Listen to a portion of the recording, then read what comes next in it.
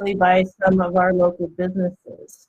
So the BBB is honored to be partnering with the county and many other community organizations who you will see and hear about today to assist businesses that have been struggling as a result of the COVID-19 pandemic. As you know, we've been working with local businesses to keep you abreast of things that will help you get through this and hopefully thrive into the future.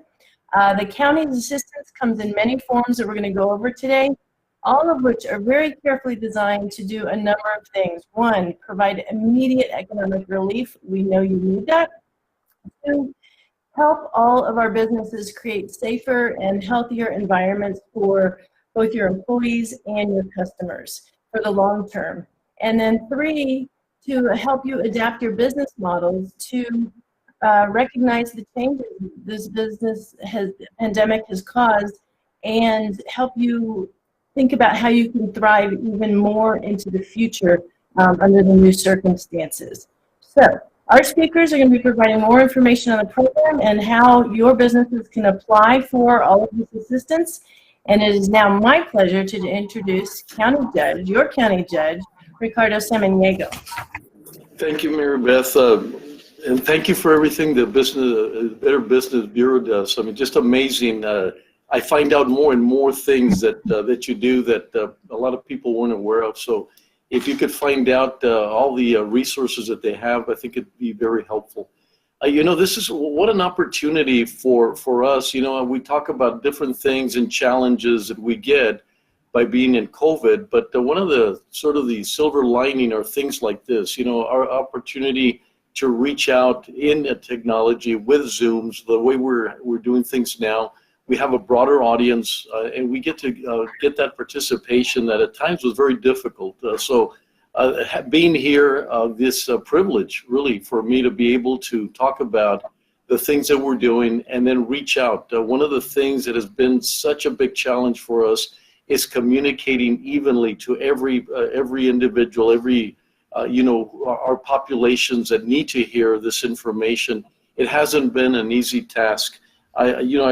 As you know, we went from really focusing, leaning towards public health and trying to do the best we can.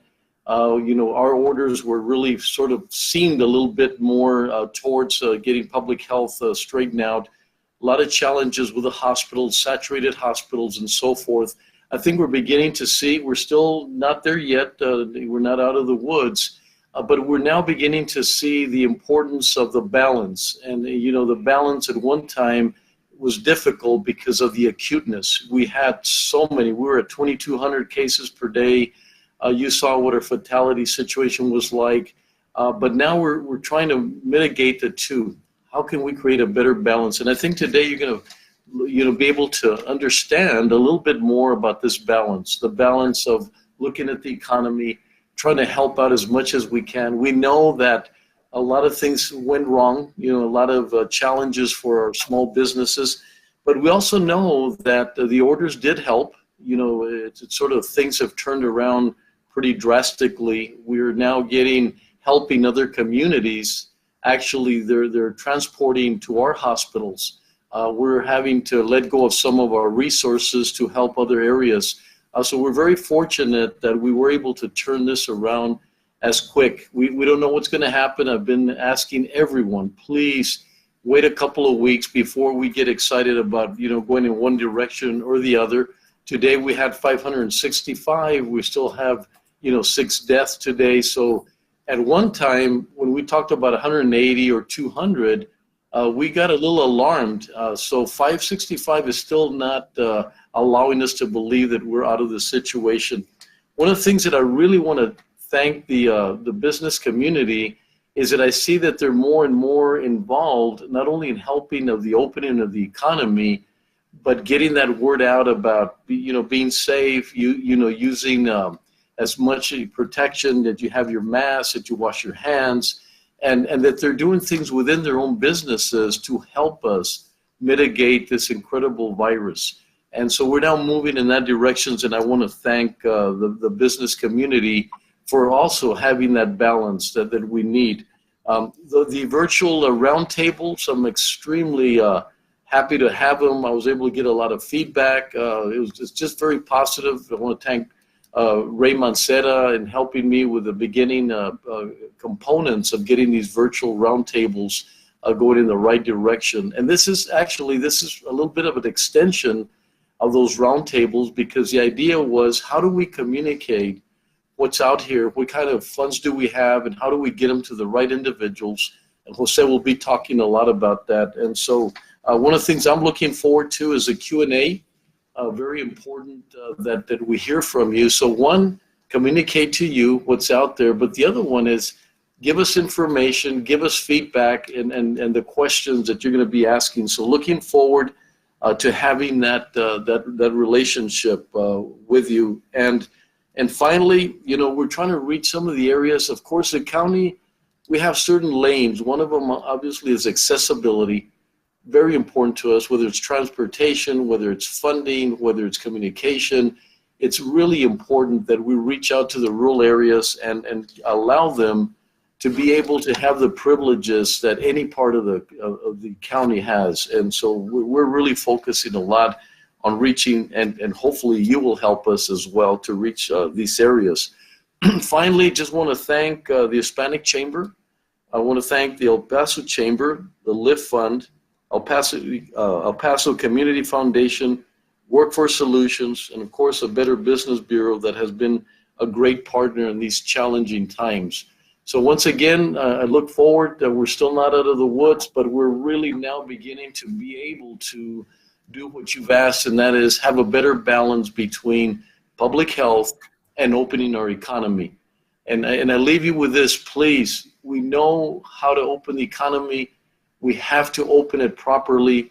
We have to open it safely, because anything that goes wrong, we have to revert back to things to limit or not have the same kind of opening of our economy. So it's like everything else, just like our vaccination, that's going to be extremely important.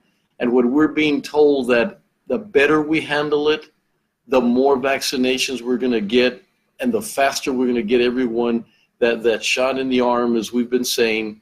Same thing with the economy. The better we open it, the safer we open it, the more likely we can continue opening the economy and have, be able to satisfy that need of that economy going forth. And I think we've got a great foundation, especially with these forums, and these venues are going to help us do that. So once again, thank you, and appreciate everyone here in the audience, and that you convey to those others anything you feel is important, and people that are not here today, make sure you convey that as part of the process. So thank you very much.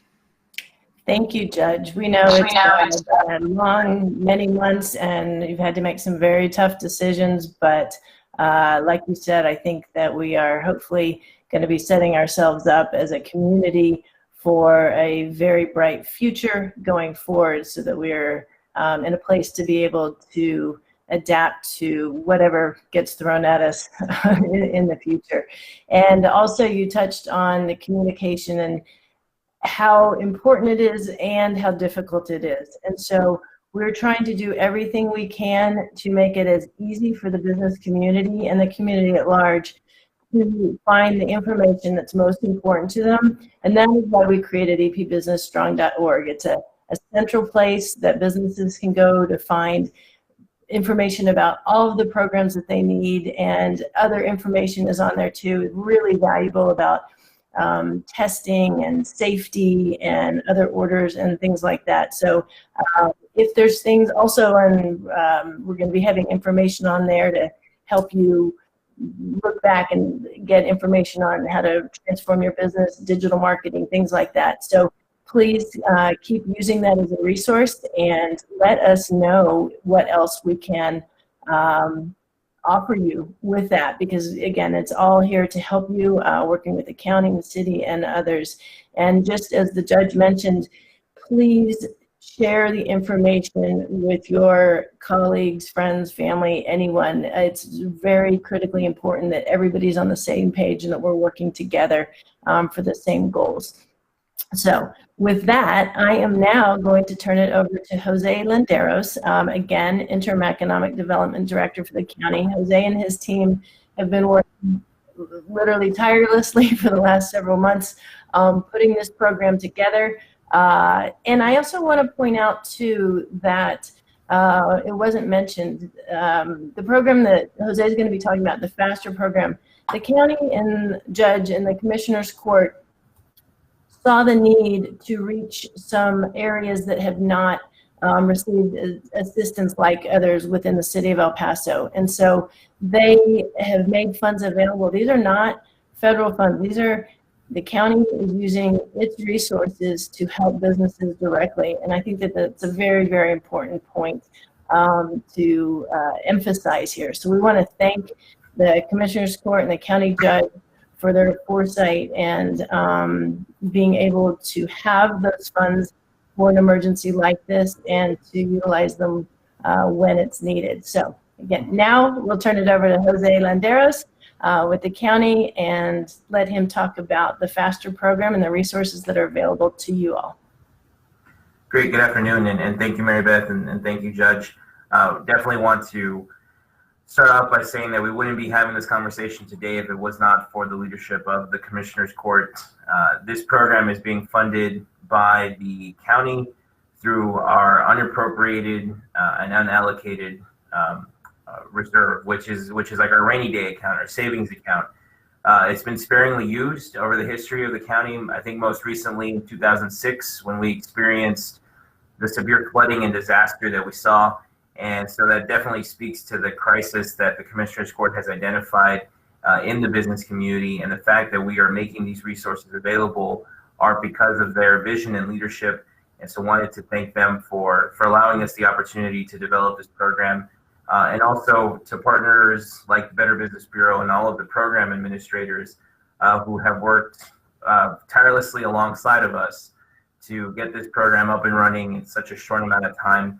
It's been quite the feat to have seen. So we do have a few slides that will walk us through some of the information that the businesses should be interested in, including the different programs.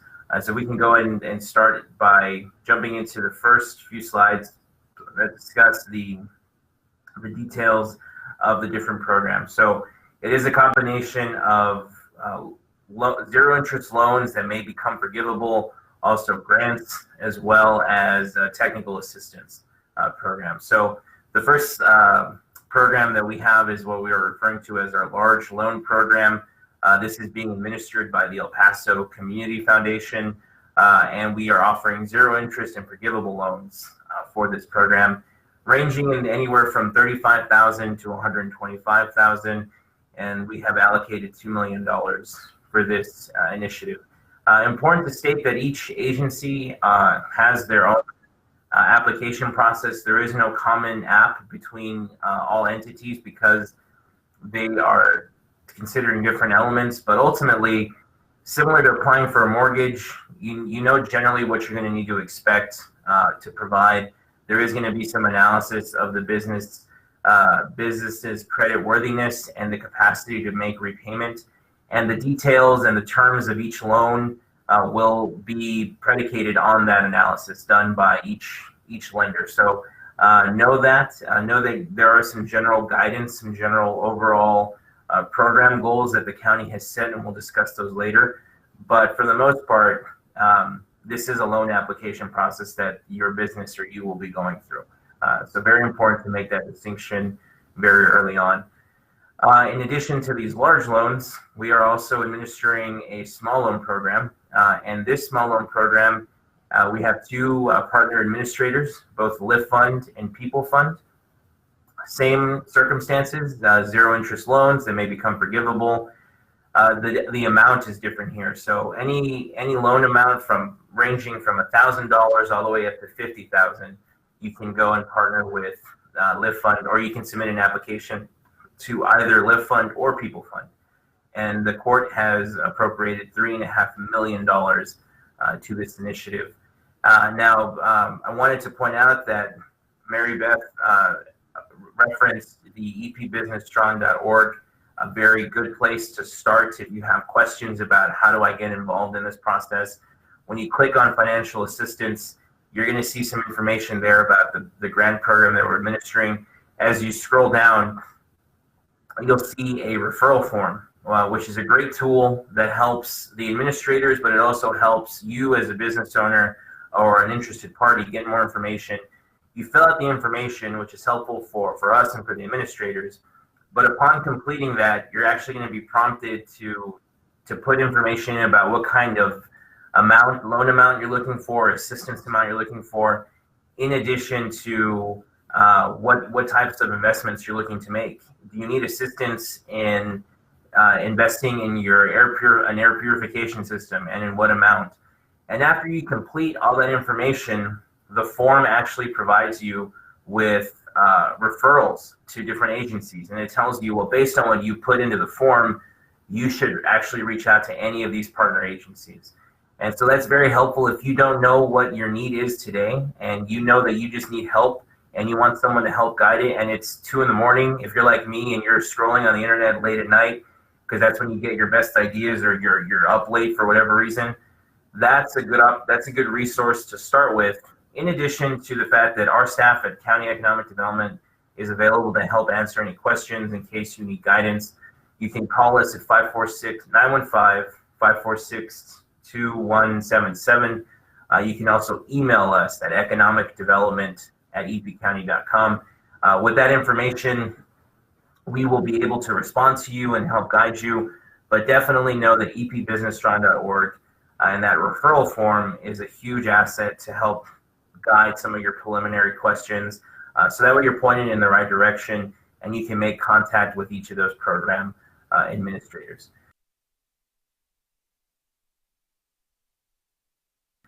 So last distinction to make on that small loan program is that because you do have 2 program administrators, please only apply to one. You will delay the process if you submit an application to both agencies, because they will be coordinating with each other. All three loan administrators, in fact, all 6 program administrators will coordinate very closely with us at the county to make referrals or to ensure that we don't have double applicants. You're only eligible to go after one loan, so you can either apply to Community Foundation or People Fund or Lit Fund, depending on what the amount of your loan is. So please don't apply. You may think that you're trying to, I know I made this akin to a mortgage process earlier, but it's not like a mortgage in the sense that you shouldn't shop around, because all the program guidelines are the same. The process may be slightly different between each agency, but ultimately they have the same objective and the same terms. So please definitely keep that in mind. So those are the loan components, and again, they may become forgivable, and we'll discuss some of those, what that criteria looks like later. But for starters, those are available, and so you can see that we have $5.5 million available for loans, which may become forgivable. The next programs are direct grants. We have the Build Safe Grant Program, which is managed jointly by the El Paso Chamber and the El Paso Hispanic Chamber, up to $10,000 for this, in the amount of $1.5 million. So if you are a business owner and you need to make investments in guards, personal protection equipment, signage, other things that help to provide infrastructure in your business, like air purifiers, all of those things that help provide a safer environment for your employees and your customers alike, the Build Safe Grant Program is a great starting point for that. You can combine grants with loans. So if you have an idea to retrofit your to install an air purification system in your business, and that's going to cost you roughly $20,000, you can qualify for up to $10,000 in grant, and then you can combine that and receive the other $10,000 in the form of a zero interest or forgivable loan. So please know that you can combine the grants with loans, but you cannot combine the grants with other grants. So do not think that if you have that $20,000 need, that you should ask El Paso Chamber for 10 and the El Paso Hispanic Chamber for 10. You're only eligible for one. Please keep that in mind as you move forward in the application process. Again, the program administrators are communicating with each other. They are cross-referencing applications. And in the event that we have a duplicate, it's only going to slow the process down. And our goal is ultimately to get this money out into the business community as quickly as we can. So please help us in that, and know that you should focus your application efforts with one agency for a loan and one agency for a grant if that is something that you are pursuing. The next program that also is being administered by the two chambers, El Paso Chamber and the El Paso Hispanic Chamber, are just general commercial assistance grants. So if you are a business and you need liquidity for mortgage payments, if you're in arrears on utility payments, if you need assistance in making payroll payments, all of these all of these needs fall within the parameters of the general assistance program. Similarly, $10,000 is the cap, also $1.5 million available. So collectively, the El Paso Chamber and the El Paso Hispanic Chamber are helping us disperse $3 million in direct grants that can be made available to you and to your business for a variety of needs. And important to note that if you have an idea today that doesn't sound like it was discussed, but you feel it definitely qualifies as something that will help slow the transmission of the virus and provide for a safer environment for everyone who enters your business, feel free to pitch that idea to the El Paso Chamber, the El Paso Hispanic Chamber. We've already received a few instances of that, and we are evaluating those on a case-by-case basis. Ultimately, we do have some flexibility in the program to allow businesses to continue to innovate. Even in light of the pandemic, the best ideas are going to be generated by the private sector and not by government. And so we're here to assist businesses in whatever way that we can, recognizing that the solutions that you all may have presented and identified may work, and we'll work with the business community as much as we can to disperse as much of this funding as we can with as many good ideas as we can out there. So please know that we're not limited to what's on the website, what's on what's discussed during this meeting. If you have an idea that we haven't considered yet, share it with us, and if it's a really great idea, we'll make sure to share with everyone else, because it may be something that other businesses may look to adopt as well. The last type of assistance that we are offering is technical assistance through our partners at Workforce Solutions Borderplex, a very great program that we actually started funding with CARES Act dollars in 2020, and that we are continuing to fund in 2021 through the use of these local dollars from the county. We've set aside $1 million to assist an estimated 100 businesses on how they can expand their digital footprint.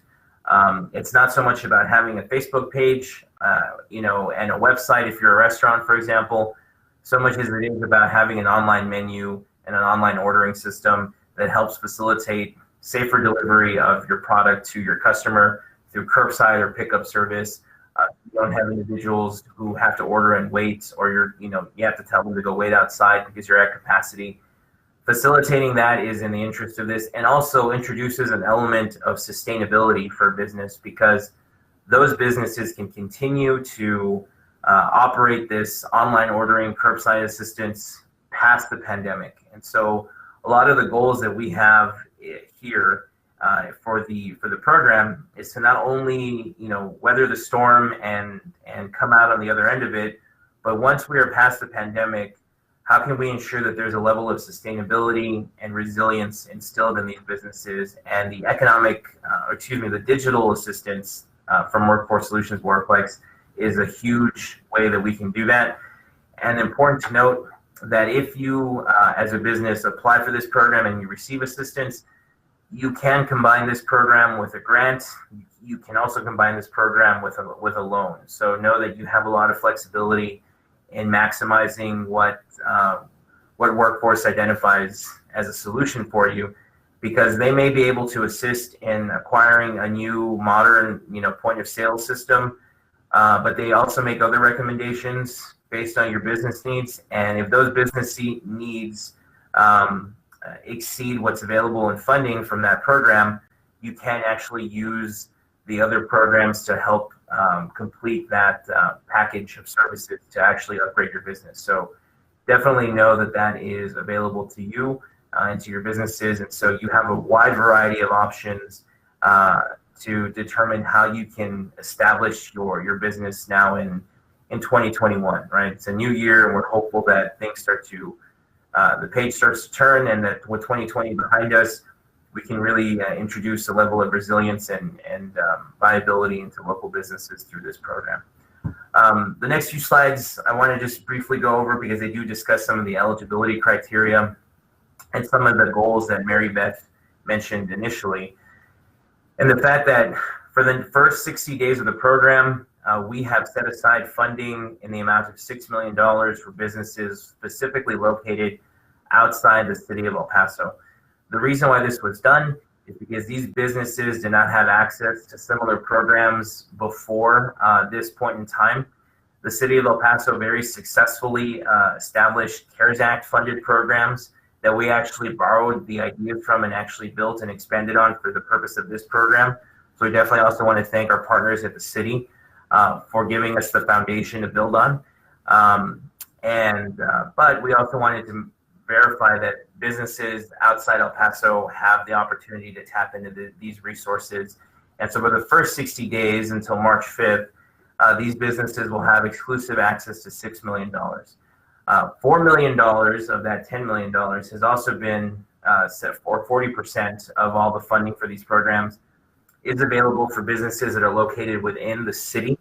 And that will be available starting now, right? So you can inform yourself if you are in the business, if you're a business within the city of El Paso, there is still assistance available for you. And note that on March 5th, after a lot of the outreach has been completed for this program, including the things that we're doing today on Facebook, the events we're doing on Facebook Live, and some other initiatives, if by March 5th there is any funding remaining in either Tier 1 or Tier 2, those tiers go away, and whatever the balance is becomes first come, first serve. So know that beginning on March 5th, businesses from outside the city will be eligible to tap into that $4 million, and similarly, businesses from inside the city may be available to use any unspent funding from that $6 million. So we do have a structured process for now, and that will eventually be modified in about two months' time. So keep that in mind if you're a business, that you do have some updates and some dates to keep in mind. Thanks, Jose.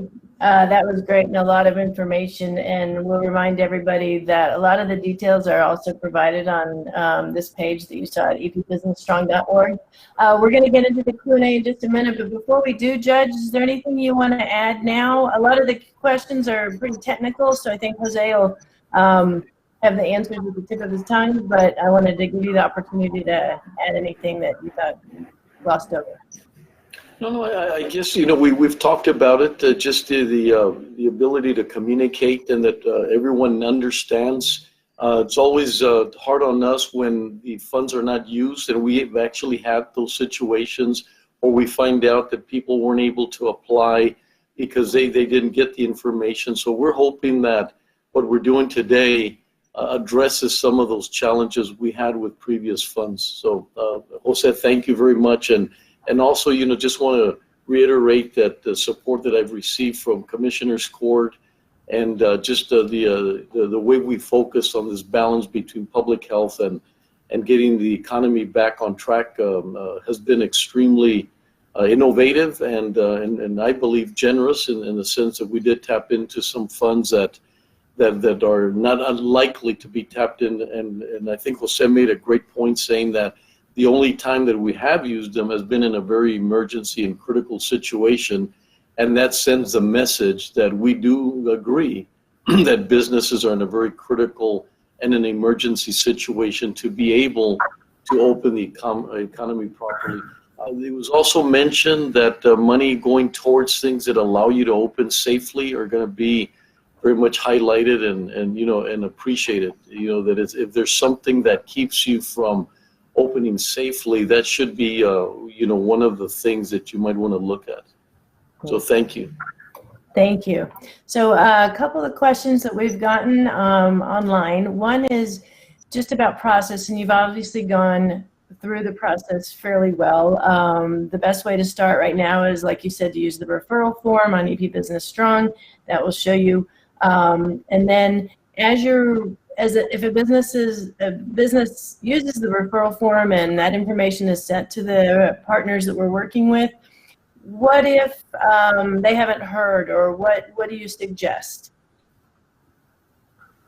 That's a question we get a long time. Well, I haven't heard back, and but what would you suggest for them? Jose? Jose. Yes. Yeah. Okay. Thank you. So we do recognize that right now a lot of the partners are receiving a flood of inquiries, people directly contacting them, people going through the referral form.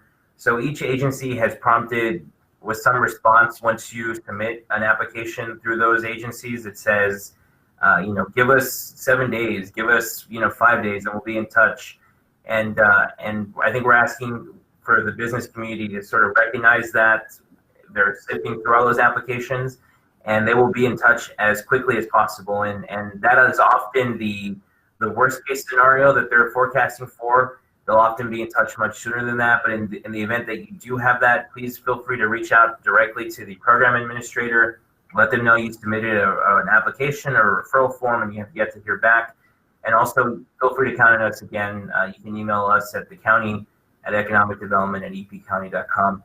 And just provide us as much information, including a callback number, when you submitted the form, what the nature of your business is.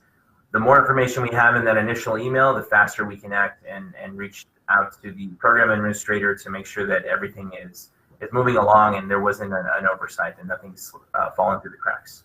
That's great. I know personally that all of the partners, as well as the folks at the county, and we as well, are there to help. And so do just reach out. We know it's a stressful time, and sometimes you just want to know that things are still chugging along, and it's okay to ask. So please do. Another question is that we have businesses they see there's grants and there's loans, and the loans are potentially forgivable. And so there's a number of things that businesses can do to get those forgivable. Could you describe that a little bit more and some of the flexibility built into that? Because it's really an interesting way that the county has designed this, because it also encourages, like you mentioned, innovation and looking towards the future and improving upon the business models that we have. So if you could explain how that forgiveness of these loans might work. Sure. And I know that we do have some slides that speak to the qualifying criteria for loan forgiveness. So as those come, and it was part of that same presentation. So as that's pulled up, generally what we do want, we have a scale that allows businesses to determine. We've identified 10 things, and the 10th item is present your own idea, and if we think it works, it works. So if you meet 2 of those qualifying criteria, you can qualify for 25% forgiveness of your loan. If you meet 3 of them, 50%. And if you meet 4 or more, you get a gold star, but most importantly, you get 100% forgivable loan, and that loan effectively becomes a full grant. So that criteria is established purposely to ensure that businesses who are historically underutilized businesses, whether that's a minority-owned, women-owned, or veteran-owned business, that's one criteria. We also want to provide an opportunity for businesses who provide employees with a living wage of at least $12 an hour. If you're a business that does that, we want to ensure that we provide that as qualifying criteria.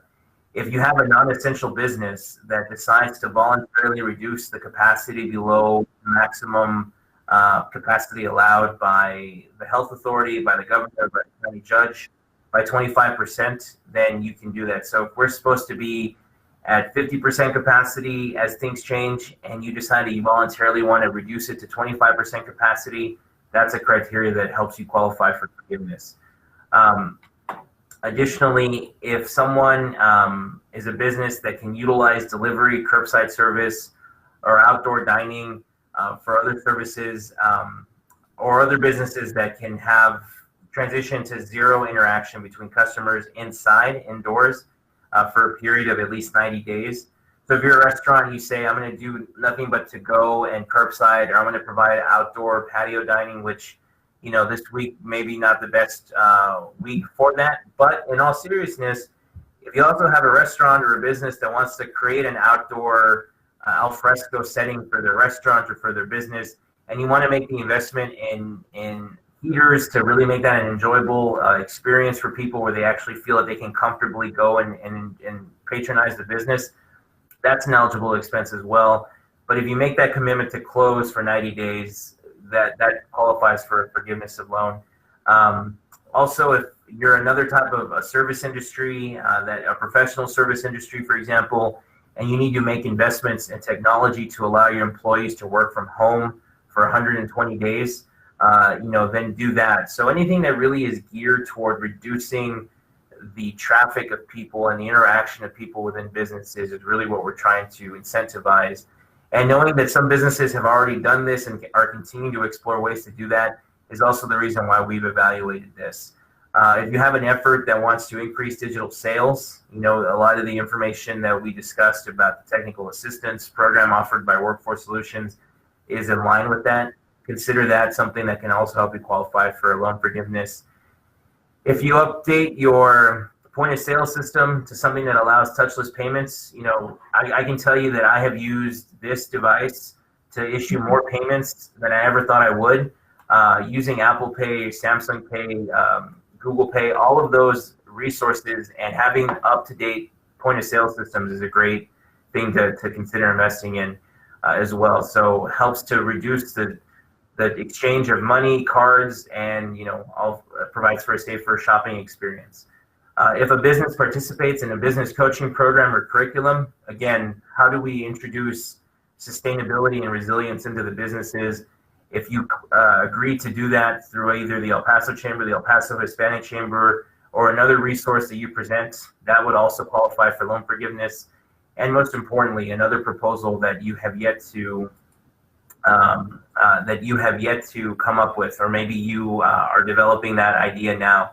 We'll evaluate that on a case by case, and if we feel that it falls in the spirit of the order in the program, we will approve it, and you will be one step closer towards the loan forgiveness. So a lot of flexibility is built into this program to allow businesses to innovate while trying to achieve the directives of not only providing economic assistance, but promoting the public health, safety, and welfare. Those are the big priorities of the Commissioners Court. Thanks so much. I just think it's a brilliant way to approach this because you are, like you said, giving the business community the ability to innovate and challenge themselves to be better. A couple other questions we have. One, I want to also just go back when we talked about process and that referral form. Please be cognizant of it. It's written there, but the referral form is not the application. The referral form is for you to start the process with the different organizations. And so I want to make sure that you are aware that that's not all the information. Those other organizations that your information gets sent to are then going to have an application. That is your official application. The referral forms to help facilitate the process of getting your information to the right organizations. Another question we had, just a couple more here, and then we're going to go back to the judge in just a minute. But nonprofits, where can they apply for help? I'll let Jose answer that. Yes, so nonprofits are eligible as well.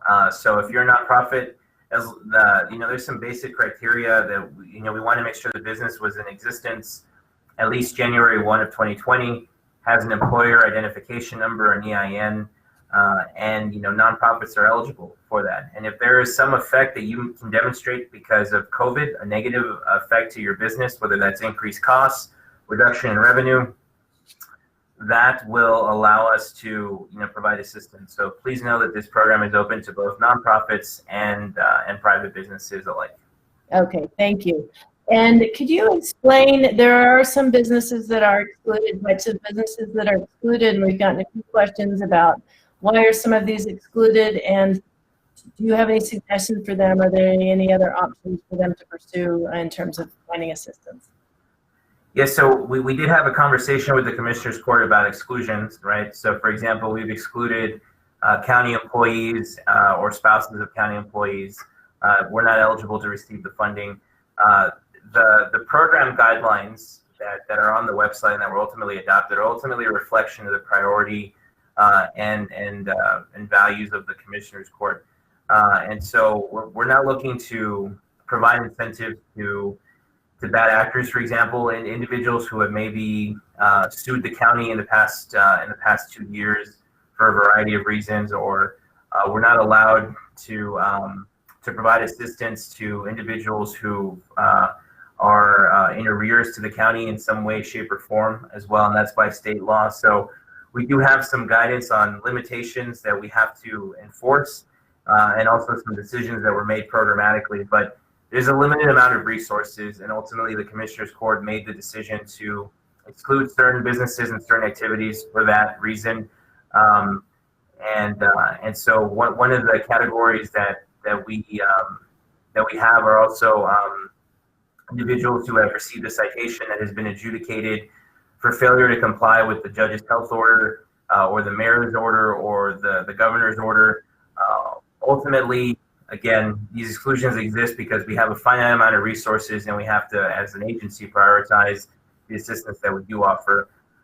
But ultimately, if someone has an idea, or they're on the fence about whether or not their business would qualify for assistance, I think the best thing to do is to submit the referral form, get in touch with the program administrator, and let the program administrator determine whether or not you're eligible to move forward. Because sometimes people may self-disqualify without recognizing that maybe they would actually qualify if they actually went through the process. So that's definitely the best route to go. If you have any questions, is to go ahead and submit for that assistance and go through the process. And I don't want it to come across as though we're advocating for people to arbitrarily or unnecessarily submit those applications, but sometimes we may be a little bit harder on ourselves as individuals or as business owners than we may end up being for the program. So please definitely reach out with any questions. And if we can provide assistance and we know of other opportunities, we'll also make sure that we provide that information to any individual as well. All right, thanks, Jose. One silver lining of all of this is you referenced businesses maybe adapting their space to have more outdoor dining or service, whatever their business is. And I did want to point out that the city also is working very hard to open up some opportunities for permitting for the more use of outdoor space. So if you've been thinking about that as a business and you didn't think you were able to because of permit restrictions, etc., I urge you to contact the city for that. And then if you can take advantage of some of the opportunities provided by the county as well to make that space more enjoyable, that'll be something that will help your business in the long term. And speaking of the whole issue is capacity. And so we've had a number of questions, and I'm going to turn it back to the judge right now to talk about capacity and the orders that maintain certain capacities. If you could describe that, the rationale behind that, and what your options are moving forward. Thank you. Well, as you know, we actually reached the 75% at one time. And because of the spike, the governor's order moved it back to 50%. And that's where we are now. And the question has always been asked, well, when do we move away from that? One of the alarms for the governor was actually 15% capacity at the hospital, meaning that if 15% or more of individuals in the hospital were COVID related, then that would be sort of the where we would be able to request that. At this time, because it is in the order, it's not just a matter of automatically that we would move from 50 to 75%, but if we reach those criterias, then I'll be able to reach out to the governor and request that we're now able to go from 50 to 75%. And so it wouldn't be, in my case, just subjective. You know, I wouldn't just say, well, I think I will or will not. It's going to be strictly of the numbers. If we reach those criterias and the numbers that were placed by the governor that allows us to go to 75, then we'll do so. But it's still, because it is an order, it would be still something that I would have to request from the governor to allow us to move in that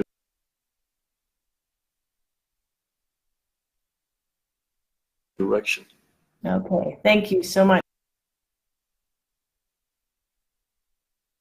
for clarifying that. We're going to now, I'm going to just remind all businesses that are listening and to tell all of your other colleagues and partners, please take the pledge to safety. That will be a demonstration of your commitment to the health and safety of your employees and your customers, and it will be something very positive going forward for you. And we have links to do that on epbusinessstrong.org. And now I am going to, unless Jose, I'm going to give you one more chance before we turn it over to the English. Is there anything else that you would like to add that we've missed? No, thank you. And again, if any businesses have any questions, Yep. economic development at epcounty.com. I feel like I'm pitching like one of those 1-800 ads telling people that if they call now and they act now, they can qualify for buy one, get one free. Unfortunately, that's not the case, but economic development at epcounty.com. Send us an email and our staff will be in touch with more information or to clarify any questions and be of any assistance that we can. So look forward to assisting as many businesses as we can during this time. And again, thank you all the partners for their diligent work on this, as well as the leadership and vision of the Commissioners Court. Okay, thank you. No, and it's very generous for you all to give that email out, as well as the phone number, etc. And so the businesses really know you are truly there. You want to get this all these programs moving and be successful. So thank you. I know that they all appreciate that. So I'm going to turn it over now to Carla Garcia with the Better Business Bureau. She's going to do a short recap because we're already at 48 minutes of the program. But I want to, and she's also going to, the judge as well in Spanish. But I want to let everybody know first. Carla will let everyone know, for our Spanish speakers and others, if you have additional questions or you need assistance, we're available. Everybody's bilingual, and we can help anyone with the process, whatever you need. We're here. So I'm going to turn it right over to Carla, and then she's going to let the judge have the opportunity to make comments. Muchísimas gracias. Pues sí, trataremos de hacer un resumen sobre lo que estuvieron platicando el día de hoy, tanto el juez Ricardo Samaniego como José Landeros de Desarrollo Económico del Condado del Paso, sobre este programa que está disponible para todos los negocios del Condado del Paso. Es el programa F.A.S.T.E.R, que por sus siglas en inglés es Asistencia Financiera para la Seguridad, Tecnología y Resiliencia Económica. Sabemos que han sido meses muy difíciles para todos los negocios que han tenido que cerrar, que han tenido que reducir su capacidad en sus negocios y aún así pues luchar para seguir adelante. Han sido muchos meses vulnerables, de muchísimas preguntas, y bueno, el Condado del Paso, con apoyo de la Corte de Comisionados, ha sacado adelante este programa que tiene como objetivo pues ayudar a todos estos negocios que se han visto afectados económicamente. Entonces, primero que nada, agradecemos mucho al juez Ricardo Samaniego, quien nos acompaña este día para hablar un poquito sobre esta situación que ha sido difícil para los negocios. Por un lado tenemos la salud y por otro lado tenemos la necesidad de activar la economía. Buenas tardes. Gracias. Y muy amable. Gracias, Carla. Muy bien, muy buen resumen. Sabemos que vamos a estar limitados, pero les vamos a dar la información para que puedan ustedes obtener toda la información que es necesaria. Lo importante aquí es como ustedes saben, yo en realidad en mis órdenes me enfoqué muchísimo en salud pública porque estaba la situación al punto y al grado que nos iba a impactar mucho a la economía. Entonces había una relación muy fuerte que si no restábamos los retos del virus, y eventualmente íbamos a tener un impacto hasta más grande en la economía. Estamos viendo, todavía no nos salimos, no hay que bajar la guardia, todavía estamos en una situación difícil, tuvimos ahora más de 500 casos, todavía siguen las muertes, pero ya estamos viendo que también es muy necesario ayudar a la economía, abrir la economía de la mejor manera posible. Ahorita sabemos que no podemos abrirla de una manera que vaya a causar problemas, porque entonces me pone a mí, al alcalde, que trabajo muy cercano con el nuevo alcalde, en una situación que vamos a tener que tener restricciones y no es la idea. Si hacemos las cosas bien, abrimos la economía bien, pues vamos a poder continuar en ese enfoque del balance entre salud pública, pero saber que vamos a minimizar el impacto que vamos a tener en la economía. Estamos muy afortunados, ¿verdad? Porque tuvimos los fondos de $10 millones que van a ir a apoyar a los negocios que sufrieron dado al COVID. Ustedes van a ver que tiene mucha flexibilidad, pero sí nos estamos enfocando mucho en la idea de que abran de una manera segura o que usen el dinero para tener un ambiente que está alineado con la seguridad del público y protección al cliente y a sus empleados. Entonces, eso es muy importante que puedan verlo por ese lado. Hemos tenido juntas con los negocios pequeños, hablar de qué son las necesidades, pero lo más importante ahora que les puedo decir es que queremos estar muy seguros que esta información le llegue a toda la comunidad. Hemos tenido situaciones donde tenemos que regresar dinero porque no lo están utilizando o porque personas que no sabían de programas y no pudieron participar en eso. Entonces es algo muy importante para nosotros, nuestra asociación con la Cámara Hispana, la Cámara aquí del Paso, el LIFT Program, Paso Community Foundation, Workforce Solutions y el Better Business Bureau que está aquí representando Mary Beth, esa agencia. Estamos haciendo todo lo posible para que ustedes se sientan que no únicamente estamos protegiendo a la comunidad, pero sabemos y sentimos muy fuertemente, sentimos que fue un impacto muy duro a nuestra economía y sabemos que tenemos que salirnos bien. Lo que va ya con la vacuna y lo que estamos haciendo para asegurar de que estén ustedes bien, el siguiente paso es continuar y regresar a una vida más normal que la que hemos tenido ya casi vamos para 10, 11 meses. Muchísimas gracias. Les pedimos que vean los sitios que tenemos para que puedan recibir información y vamos a hacer todo lo posible para estar en comunicación con todos ustedes. Muchísimas gracias. Les pido, obviamente, estén seguros, cuiden su salud, traten de agarrar la vacuna, también agarren la vacuna que es la más tradicional de la influencia, pero muy importante, cuiden su salud, ha sido una de las mejores protecciones contra el virus, es estar saludable para poder resistir el impacto del virus. Muchísimas gracias y les brindo lo mejor a cada uno de ustedes. Muchísimas gracias, pues, y bueno, antes de entrar a detalle a cada uno de estos apoyos, estos subsidios que están disponibles por parte del Condado del Paso, en la primera parte de esta transmisión, una de las preguntas que se recibieron específicamente para usted fue sobre la capacidad que todavía ahorita sigue limitada en los negocios. No sé si nos puede responder rápidamente en qué punto estamos ahorita. Como ustedes saben, llegamos al 75% y ahí vamos en el camino para abrir la economía. Cuando tuvimos el pico, ¿verdad? Que fue muy fuerte, andábamos casi en 2,200 promedio y entonces el gobernador en su orden pidió que regresáramos al 50%. También teníamos una limitación que a las 10 cerraban los negocios, ya no hay esa limitación. La única manera que podemos continuar, regresar al 75%, es los números. El hospital es un factor muy importante, nos indica qué tan fuerte está la situación. Si tenemos más de 15% personas con COVID en los hospitales, es crítico para la economía y crítico para todos.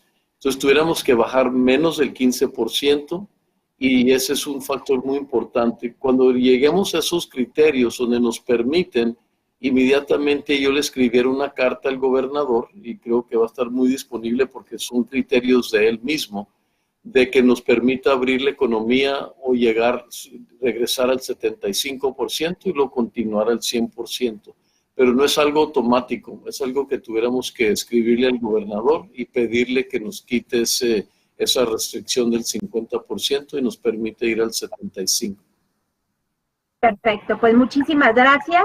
Entonces ahora sí entraremos rápidamente a hablar sobre esta asistencia que está disponible para todos los negocios, tanto de El Paso como aquellos que están localizados en el condado. Entonces, estamos hablando de un programa que tiene recursos por $10 millones. los primeros 60 días, este programa estará dividido en un 60% para los negocios que están fuera de los límites de la ciudad, dentro del condado, y un 40% para los que están dentro del condado del Paso. Son 5 programas. El primero es de préstamos grandes, en donde estamos hablando de recursos que pueden ir desde los 35,000 hasta los $125,000. Y hay otro de préstamos pequeños, que son préstamos hasta $50,000. Es importante mencionar que los intereses de estos programas son cero y todos son condonables. Hay una lista de criterios en donde si usted como negocio cumple con 2, 3, 4 o más de estos criterios, el subsidio, el préstamo puede ser condonable. Los otros 3 programas están administrados por la Cámara de Comercio del Paso y la Cámara de Comercio Hispana del Paso. Uno es construcción segura. ¿Qué queremos decir? Si usted como negocio necesita hacer actualizaciones en sus instalaciones para resguardar la seguridad, no nada más de clientes, pero también de sus empleados, usted puede aplicar para este programa. Son recursos de hasta $10,000 para cada uno de los negocios. Otro de los programas es asistencia comercial. Si usted tiene situaciones o algún problema con las hipotecas, con la renta, con los servicios de su negocio, puede aplicar para este programa. También está siendo administrado por la Cámara de Comercio Hispana y la Cámara de El Paso, y son apoyos hasta $10,000. Por último, tenemos el programa de asistencia tecnológica, que está administrado por Workforce Solutions Waterfront, en los que se busca ayudar a 100 negocios. Sabemos que todos los negocios han tenido que innovarse, crear nuevas dinámicas para seguir operando.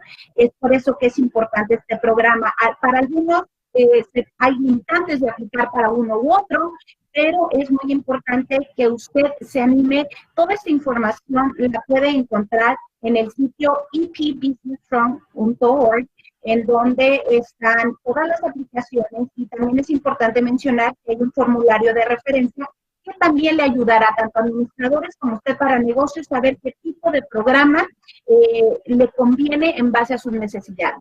Entonces, estos son todos los programas que están disponibles. Muchos de ellos, bueno, pues es importante que las aplicaciones se van a estar analizando conforme se pueda. Entonces, no tome mucho tiempo, vaya directamente a este sitio. Si tiene algún problema, alguna duda, se puede comunicar directamente con la Oficina de Desarrollo Económico en economicdevelopment@epcounty.com, ese es el correo electrónico, y con eso volvemos con usted. Thank you so much, Carla. And thank you, Judge Samaniego, for you and your entire team at the county for all you are doing to help the community. Special shout out to Jose and his economic development team, again, doing just tremendous work. Everyone's here to help, and to all the partners that are administering these programs. They are all doing a tremendous job. So we are so happy to be able to partner with all of you all to help our local businesses. I want to close by just again reminding everyone, please take the pledge to safety. It's a demonstration of commitment to the health and safety of employees and customers. And when you take the pledge to safety, you are automatically included in the Buy El Paso program. And there's going to be some fun things for out in the county. Be featuring and great program. So it's a little incentive for you to take that pledge other than your demonstration of your commitment to the safety of the community. And we always say, Buy El Paso, Heart El Paso, and please stay safe, stay strong, and join us on the next program when we'll have more information on anything about the program we'll update you on. And if you have questions, just reach out. Don't wait. Don't hesitate. And thank you again, everybody. We are hoping this program is going to have a really positive impact, and I'm confident it will. So with that, we will close out our program today, and everyone have a great day. Again, stay safe and stay strong.